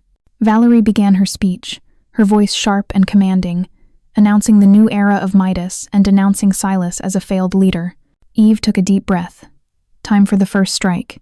She executed the code sequence. The quantum bridge was established. Instantly, the entire club's lighting flickered. The presentation screen behind Valerie went blank, replaced by a flickering error message. Panic, subtle but undeniable, rippled through the gathered elite. Valerie's face remained composed, but her eyes, when she looked at Dmitry, were sharp with fury. "Contingency! Shut down the server immediately! We have a breach!" Dmitry and his technical team scrambled toward the server, trying to physically cut the connection. "Silas, the field is open," Eve whispered into the comms. "They're focused on the server. Your window is now." Silas, moving like liquid shadow, emerged from a hidden panel near the club's private lounge. He moved swiftly, bypassing Valerie's bewildered security detail, heading straight for Dmitry and the server platform. Just as Dmitry reached the server, Silas intercepted him. It was a brutal, silent collision between two massive, powerful men. They were childhood friends, now locked in a desperate, deadly struggle. As they fought, Eve initiated the second strike. The presentation screens flickered back to life, bypassing Valerie's tech team and displaying the devastating document, the Contract of Unholy Alliance, detailing Valerie Kaine's financing of the Varick faction and the original Varick-ordered execution of Detective Harper. A collective gasp swept the room.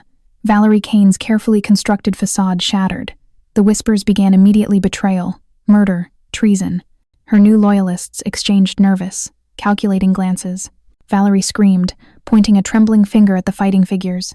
It's a fake, a distraction. Kill them both. But her command lacked authority. The trust had been broken. Eve watched the melee on her screen, her heart hammering. Silas was holding his own against Dimitri, but his shoulder wound was clearly slowing him down. Silas, you're losing time. Secure Dimitri. Silas, using a burst of raw, desperate strength, finally overpowered Dimitri, slamming him hard against the quantum server casing. Dimitri slumped, dazed but conscious. Silas turned, ready to face Valerie's remaining loyalists.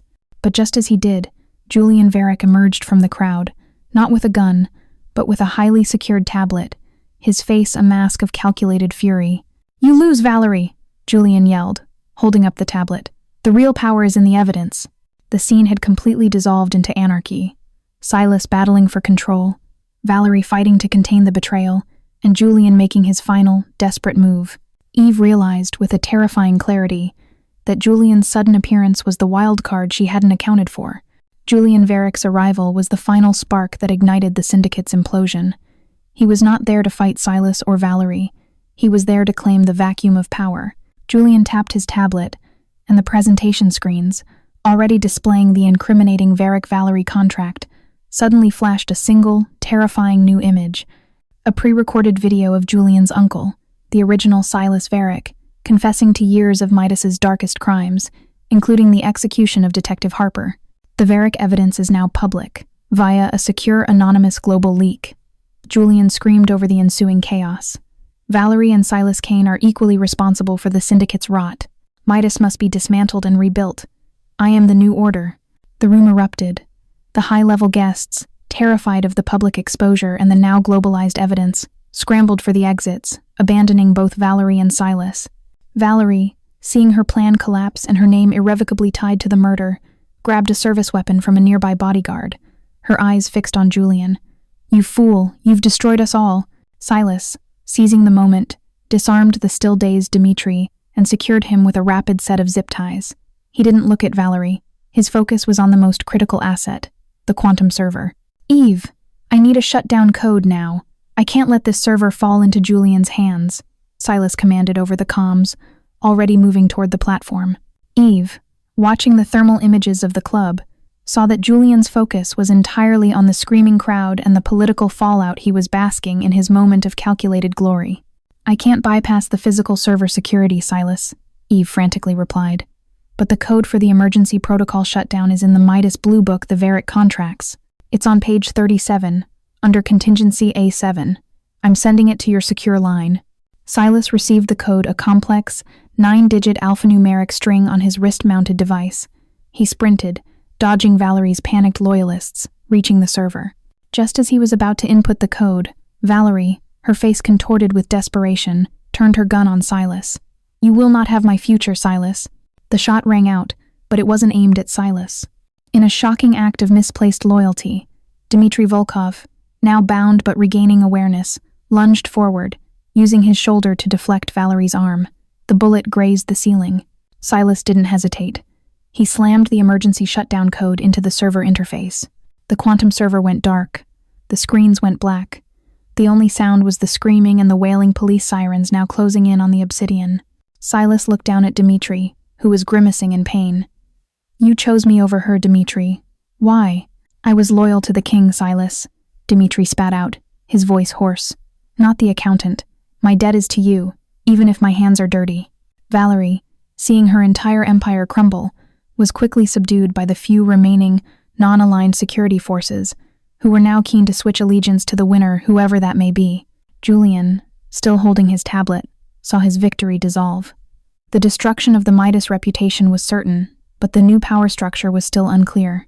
Silas looked at the bound Dmitry, then at the smoking server, and finally, he touched his comms. "Eve, it's over. The server is dead. Dmitry is secured. We have the documents. I need extraction now."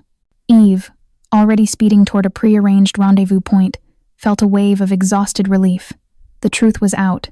The family was broken. The killer was captured. "I'm at the extraction point, Silas," she replied, her voice firm. "Bring him." A few minutes later, Silas, looking dangerously exhausted but entirely in control, emerged from the tunnel entrance at the rendezvous point. He was flanked by Dmitry, still bound, and a heavy bag containing the Varric case and the defunct quantum server. He looked at Eve, the adrenaline fading to a profound, weary intensity. "Dmitry Volkov," Silas announced, his voice low and formal, presenting the bound man, the man who carried out the execution. "He is yours, Evelyn." Eve stepped out of the car, looking directly at the killer of her father. Dmitry met her gaze, his expression resigned. "It was an order," Dmitry stated simply. "I regret the man's death, but I would not trade my loyalty to the Syndicate's king." Eve looked at Dmitry, the man who had robbed her of her father, and then back at Silas, the man who had given her the means to uncover the entire bloody truth. "No, Silas," Eve said, her voice steady and clear. "My father's justice is not a private execution. It is a public accounting." She looked at Dmitry. "You will tell the police everything. Every name, every contract, every order from Valerie Kaine. You will be the star witness in the public dismantling of the Midas Syndicate. That is my justice." Dmitry's eyes widened in surprise, but he gave a curt nod. "Done, Auditor. I will burn them all." Silas watched the exchange, his eyes gleaming with admiration and a fierce pride. Evelyn Harper had not only won her battle, but she had also demonstrated a morality that transcended the Syndicate's dark rules. She was not the devil he thought he was making a deal with. She was his salvation. The aftermath of the Obsidian confrontation was pure, unadulterated chaos for the criminal elite of Los Angeles. Julian Varric's anonymous leak of the Varric confession and Eve's subsequent public testimony from Dmitry Volkov ignited a firestorm of arrests, investigations, and political upheaval. The Midas Syndicate was not dismantled by a rival or the government. It was destroyed from the inside out by its own toxic history and a calculated play for power. Silas and Eve were now in the uncomfortable position of being untouchable architects of the destruction. They had given the police everything necessary to prosecute Valerie, Julian, for his various betrayals and thefts, and the entire network of corrupt officials, all in exchange for their own immunity, granted in the chaos by high-level sources terrified of their own exposure. They were back at the private command center in Holmby Hills, now deserted and silent, overlooking the city they had just scorched. Valerie and Julian are in custody. Dmitry is singing like a canary. The quantum server is scrap metal, Eve stated, closing the last of her analysis files. "The Syndicate, as you knew it, is dead, Silas. You are free." Silas stood by the window, the city lights below seeming dimmer now. He no longer looked like the invincible mob boss. He looked like a weary man who had just paid a massive price for his freedom. "Free, perhaps," Silas murmured. "But I paid for this freedom with my family and my entire world. The power vacuum is already drawing in new wolves, Evelyn. The city always needs a new shadow." "And what will you do?" she asked, turning to him.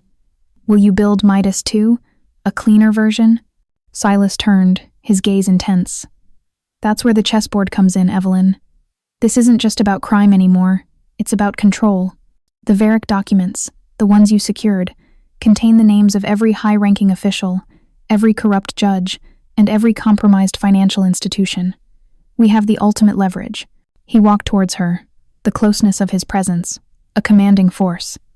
"You gave Dmitry to the police for justice, but you gave me the documents, the true power. I am now the king with no army, but with the list of everyone else's vulnerabilities." Eve felt the familiar, thrilling intellectual tension rise. You want to use the evidence not for profit, but for unseen authority. You want to be the silent architect of Los Angeles's economy, dictating policy and preventing the rise of a new, violent Midas.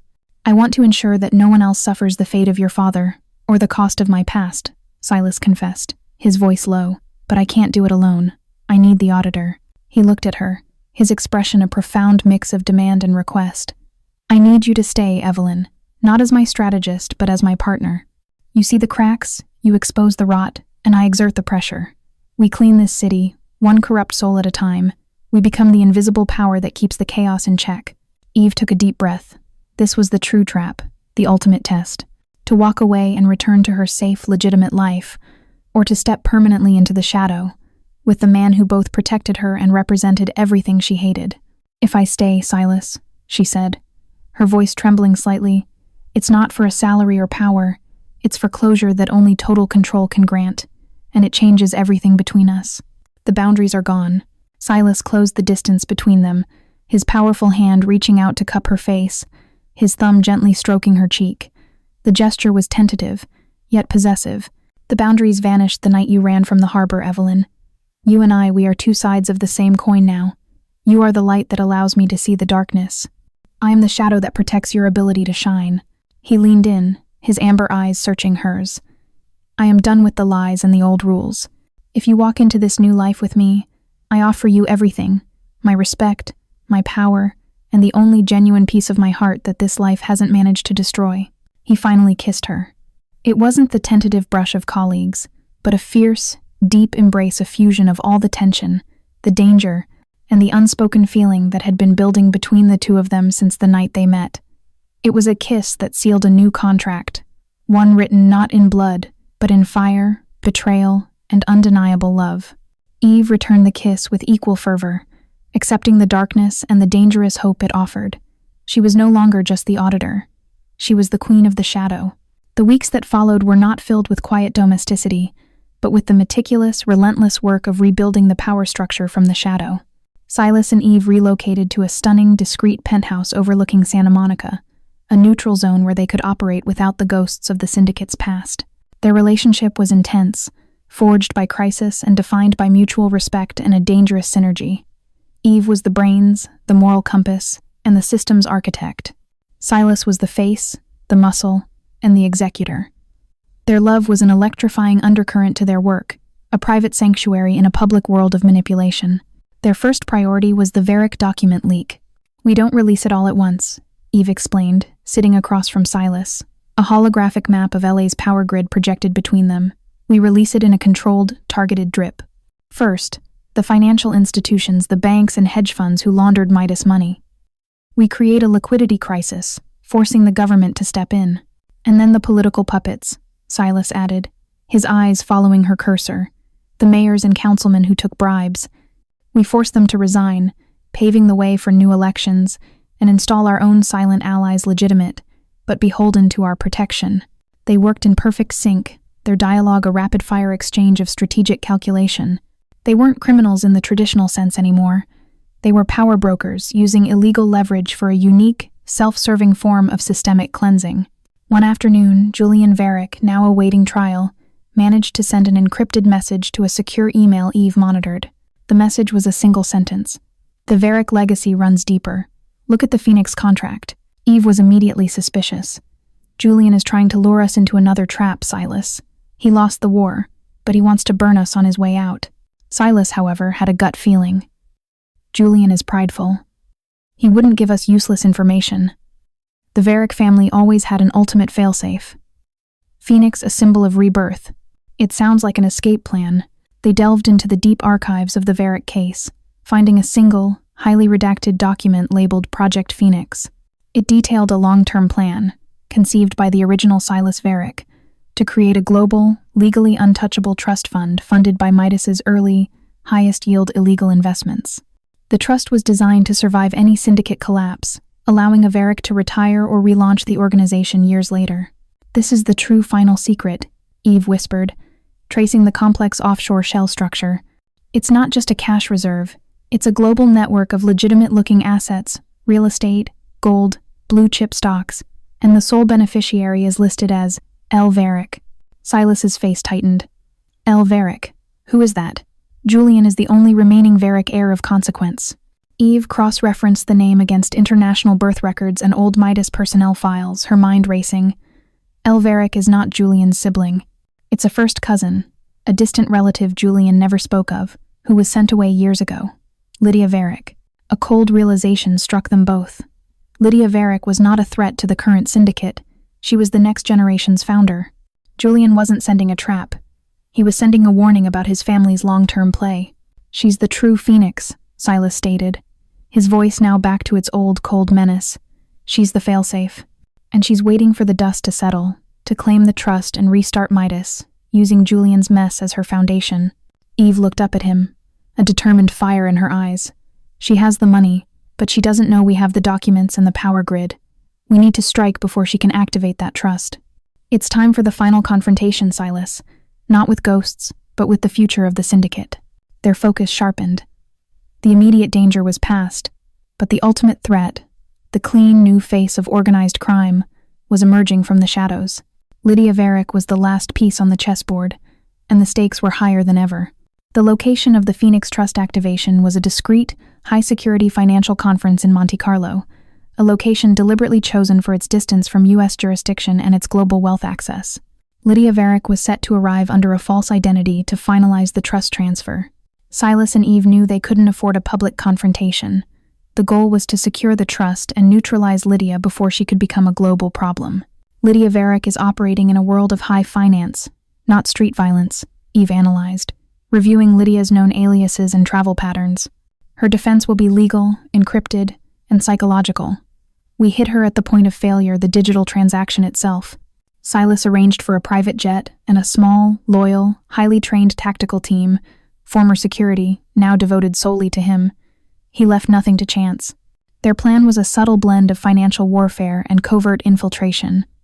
Silas would attend the conference under a legitimate, newly created billionaire alias, getting close enough to Lydia to distract her. Eve, operating from a secured communications hub on a yacht anchored discreetly off the coast, would be the digital assassin. In Monte Carlo, the atmosphere was suffocatingly glamorous. Silas, impeccably dressed and radiating the same lethal authority that defined his old role, found Lydia Varick an unnervingly composed, beautiful woman with the same sharp, calculating eyes as Julian. Silas approached her at the conference cocktail hour, playing the role of the curious, powerful American investor. "Miss Varick," Silas purred, offering a glass of champagne. "I hear rumors of a significant acquisition. A Phoenix Rising, perhaps?" Lydia smiled, a cold, practiced gesture. "Mr. Kaine, I deal in safe, legitimate financial management. No need for romantic rumors." Meanwhile, Eve was at her workstation on the yacht. She had successfully infiltrated the conference's main transaction server. She could see Lydia's team preparing the final, irrevocable transfer of the multi-billion-dollar Phoenix Trust. "Silas, she's initiating the sequence," Eve whispered over the private comms. 2 minutes until final confirmation. "Delay her, Evelyn," Silas replied calmly, his eyes locked on Lydia. Eve executed her attack, a subtle, encrypted microvirus that created a split-second delay in Lydia's transaction confirmation portal, causing a negligible but noticeable lag. Lydia frowned, looking at her tablet. A delay, annoying, third-world security. Silas leaned in, using the moment of distraction. "Perhaps your system isn't as flawless as you believe, Miss Varick. The past tends to haunt even the most pristine balance sheets." Lydia's composure wavered slightly. "I don't deal with the past, Mr. Kaine. I deal in the future." "Then let's talk about your family's past," Silas countered, his voice dropping to a dangerous whisper. "I know about Project Phoenix. I know about the Varick documents. And I know Julian sent me a warning about you." Lydia's eyes finally showed true shock, her elegant facade cracking. She realized he wasn't just a fellow investor. He was the king of the past she was trying to bury. "Who are you?" she demanded. "I am the man who brought down the old syndicate," Silas replied, "and I am here to prevent the new one. The Phoenix Trust belongs to the city of Los Angeles, not to the ghosts of your family." While they were speaking, Eve executed her final gambit. Instead of stopping the transfer, she initiated a command to redirect the entire trust into a U.S.-sanctioned, federally managed charity fund, a complex, irreversible move that would immediately put the funds under U.S. legal protection. "Transfer complete," Eve reported, her voice thick with triumph. "The Phoenix has been nationalized. All funds are secured." Lydia's tablet shrieked an immediate, catastrophic alert. Her face went white with fury and disbelief. You stole everything!" Lydia screamed, rising from her seat. "I merely facilitated a legal asset seizure," Silas corrected, standing tall. "The Varick documents prove the funds were criminally acquired. I simply provided the documentation to the right officials at the right time. Your Phoenix never rose." As Lydia's personal security team moved to engage, Silas's own small tactical team, placed strategically around the room, secured Lydia and her main associates. There was no bloodshed, only a silent, absolute demonstration of financial and strategic superiority. Silas looked down at the defeated woman. "Your family's sins end here, Lydia. Your future is over." He then looked toward the window, out over the dark water where Eve was waiting, and a genuine, profound smile finally touched his lips. He knew that the only way to truly defeat the shadow was not with fire, but with the cold, absolute logic of the Auditor. Hours later, they were back in the air, flying across the Atlantic in Silas's private jet. Lydia Varick was secured, the Phoenix Trust was seized, and the final piece of the Midas puzzle had been solved. The tension of the mission had given way to an exhausted, profound sense of finality. Eve sat opposite Silas, the silence between them a comfortable, heavy blanket. The sun was rising, painting the clouds in shades of soft gold and rose a stark contrast to the darkness they had just navigated. "It's really over," Eve whispered, leaning her head back against the leather seat. "My father has justice. The syndicate is finished. The Varric legacy is destroyed." Silas reached across the aisle, taking her hand. His touch was warm and solid, a grounding presence. "You ended it, Evelyn. You and your mind. You were the only one who could see the structure, the weakness, the future." He squeezed her hand and then released it, his eyes settling on her with an intensity that took her breath away. "There is one final thing I owe you, Evelyn," he said, his voice dropping to a low, rough tone that conveyed the difficulty of his coming confession, the truth of the final lie. Eve looked at him, her heart clenching. She knew there was something he had held back, something about the night of her father's execution. "Tell me," she urged softly. Silas took a deep breath, the admission costing him visible effort. 7 years ago, the night Dimitri carried out the execution, I was there. I was a young, ambitious lieutenant for my father, assigned to secure the port during the critical delivery, the same one your father was investigating. He paused, running a hand over his tired face. I was positioned in a vantage point, overseeing the perimeter. I saw Dimitri. I saw your father. I saw the struggle, and I saw Dimitri carry out the order. Eve waited, her gaze steady, demanding the rest of the painful truth. "I didn't give the order, Evelyn, but I saw it happen. And I did nothing." His voice cracked, the cold, powerful facade finally breaking down. "I let it happen. I could have intervened. I could have radioed the local police, or even fired a warning shot. But I didn't. I was a loyal Kaine, and my father's success was everything." He leaned in, his eyes haunted. "I allowed a crime to happen for the sake of the syndicate. The silence I kept that night. That is the darkest stain on my soul, Evelyn. That is why I had to give you the truth, why I had to destroy Midas. I was an accomplice to your father's death through my inaction." The confession hung in the air, heavier and more devastating than the truth about the execution order itself. It wasn't the simple lie of omission, it was the lie of absolute power and the betrayal of humanity. Eve sat back, processing the depth of his personal guilt. He was not just the king of the corrupt, he was the silent witness who let a good man die for power. She looked at him, not with anger, but with a profound, weary understanding.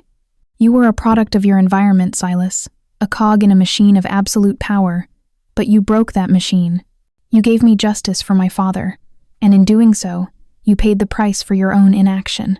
She reached out, gently cupping his face, forcing his eyes to meet hers. The old Silas Kaine died at that harbor that night, and again at the Obsidian. The man sitting here, the one who dismantled his entire legacy and confessed his deepest sin, is the man I choose to love. "But how can you forgive me?" he asked, his voice raw. "I don't forgive the action, Silas," Eve admitted honestly. "I forgive the man who paid the ultimate price for redemption. Now, we build a future where that inaction is impossible. We use the power we took to do good." Silas closed his eyes, leaning his forehead against hers. The burden of 7 years seemed to lift slightly from his massive shoulders. He had survived the betrayal of his family, the hunt of his rivals, and the final confession of his guilt. "We have the power, Evelyn," he whispered, a promise in his voice. "We have the list. We have the leverage. We are the new law of Angel City." Upon their return to Los Angeles, Silas and Eve focused on securing their new power base. They didn't seek the spotlight. Their influence was exerted through subtle, strategic moves, using the leverage provided by the Varric documents. Their most crucial action was the creation of a private, completely anonymous regulatory body, funded by the liquidated assets of the Phoenix Trust and legally untouchable. This entity, which Eve designed, was dedicated to monitoring and exposing corruption in LA's finance and politics, a shadow watchdog with real-world teeth. However, the final, crucial step was negotiating the terms of their survival with the highest levels of the U.S. government, the shadowy figures who had granted their initial immunity in exchange for the Midas takedown. They met at a secure, undisclosed location with Agent Thorne, the head of a specialized multi-agency task force. Thorne was cold, suspicious, and absolutely focused on maintaining the illusion of government control. "The Midas Syndicate is neutralized. Valerie, Julian, and dozens of high-level operatives are indicted," Thorne began, placing a thick file on the table. "You delivered, Mr. Kaine. But your immunity expires after this meeting. You are still criminals. We delivered the Syndicate's destruction and the seizure of the Phoenix Trust, Silas countered, calm and unyielding, a multi-billion-dollar asset now in government hands. That, Agent Thorne, buys us a seat at the table, not a prison cell. Eve slid a single, sleek drive across the table. This drive contains the complete encrypted Varick documents, with every name, every transaction, every politician still clean and active in LA. It's an unexploded bomb, Agent. One that could destroy your entire city's power structure. Thorne opened the file, his eyes scanning the data. His face paled immediately. You threaten us? Thorne hissed, his hand reaching for his sidearm. No, Agent Thorne. We offer you an alliance, Silas clarified, leaning forward. You can't prosecute the whole city. You can't even touch half the names on that list without causing a national panic. We are the only ones who can control this information. Eve continued the pitch, her voice clear and persuasive. We will hand over the unencrypted master key to this data drive, but only on the condition that we, Silas Kaine and Evelyn Harper, become special confidential consultants to your task force. We maintain our private, anonymous shadow watchdog agency, and we use the leverage of these documents to silently push out the corruption. You want to be the hidden kings of LA, under the guise of being our consultants? Thorne scoffed. We want to ensure that the cleanup is permanent and silent, Silas stated, his amber eyes unwavering. You get the credit for cleaning up LA, and we ensure that the new order isn't just a revolving door for corruption. You use us as your invisible scalpel. You get control. We get peace. Thorne sat in silence, recognizing the trap. Silas Kaine had cornered the government with their own need for stability and control. Finally, Thorne gave a curt, reluctant nod. You operate under absolute secrecy. Any deviation, any criminal act, and the immunity is revoked. We control the final use of the Varick documents. Agreed, Silas confirmed, a hint of triumph in his voice. Eve smiled, a genuine, relieved, and slightly dangerous smile. She typed the complex master key onto a secured terminal, transferring the absolute power over LA's future into the hands of the government and their own, through their consultant status. The negotiation was over. They had won.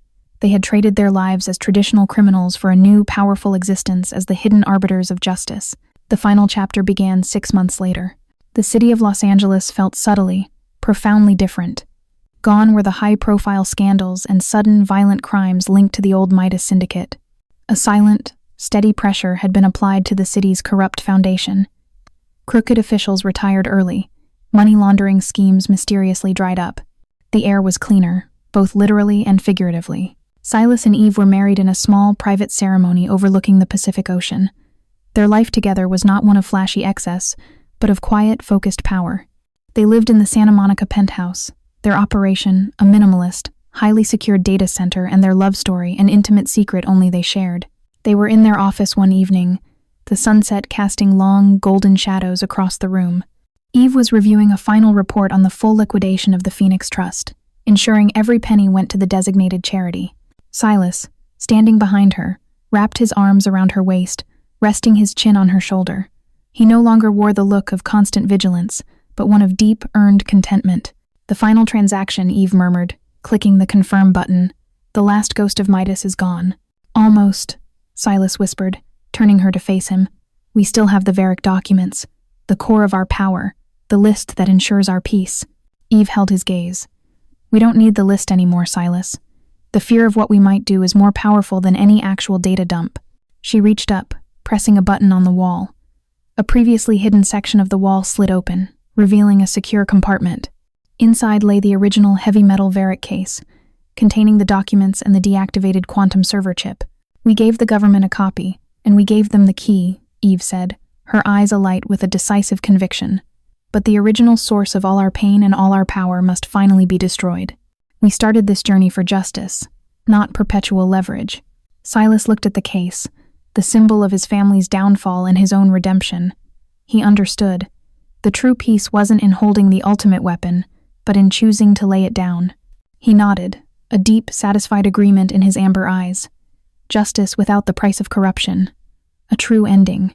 He walked to the massive stone fireplace, lit a roaring fire, and then turned back to Eve. She retrieved the documents and the server chip from the case. Together, they fed the brittle, old ledger pages and the sophisticated, now useless quantum chip into the flames. The pages curled and blackened quickly, the fire consuming the evidence of their bloody past. The quantum chip crackled and melted, the symbol of the new syndicate's aborted future. As the last remnants of the documents turned to ash, Silas pulled Eve close. The scent of smoke and burnt paper mingled with the fresh salt air from the Pacific. "We paid the price, Evelyn," Silas said, kissing her forehead. "I lost the syndicate and my family. You lost your father. But we found a life together in the wreckage." Eve leaned into his embrace, her heart full. "We found something better, Silas. We found balance. We are the shadow that protects the light, the new law of Angel City." They stood there, wrapped in the quiet strength of their shared secret and their love, watching the dawn break over the city below, a city cleansed, not by heroes in uniform, but by two people who chose to trade a crown of blood for a covenant of fire and peace.